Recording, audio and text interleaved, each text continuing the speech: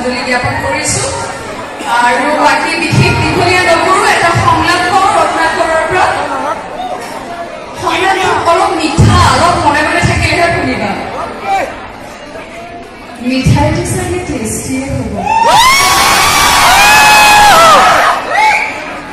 কোনোবাই খুৱাই দিলে আৰু খাই দিব পাৰে